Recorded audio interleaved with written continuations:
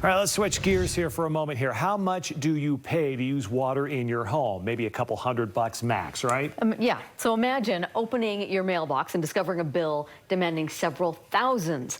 It happened to a Holladay woman who decided it was time to get Gephardt. A big house with nice landscaping certainly can suck up a lot of water, and Cora's Scarlet Ring says they have been known to use quite a bit, especially in the hot summer months. But nothing like this. We got a water bill that was outrageous.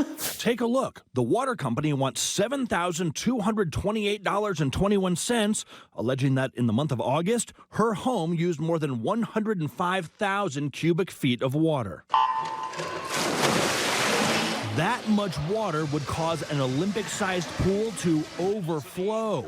Stunned, Cora called the water company. You must have a leak somewhere. That is a heck of a leak, but all right. Cora called a landscaper and a couple of plumbers to look for where all that water might be escaping. What they found? There was no leak. Yeah, no broken sprinklers, no running toilets, nothing. And by the next month, the water usage for Cora's home had dropped back to normal. How do we have a leak and then it goes away? Cora says she again reached out to the water company. I think it's something with the meter. Could the city's 19-year-old meter be to blame? They insist, no, the water was used.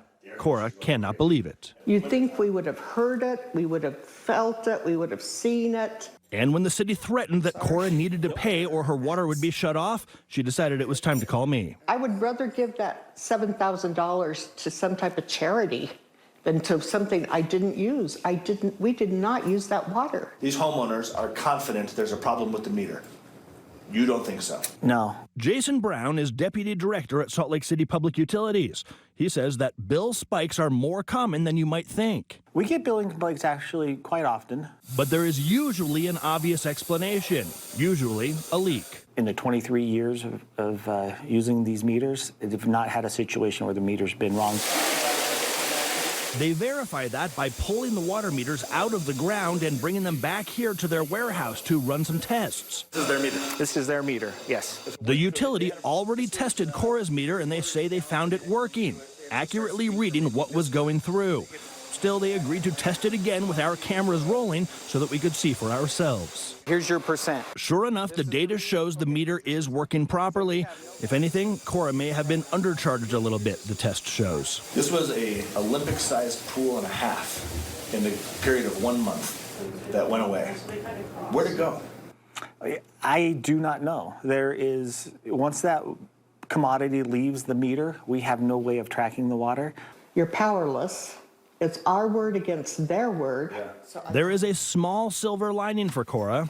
After investigating, the utility found that she had been overcharged as the result of a recent rate change. So that will knock about $1,400 off of her bill.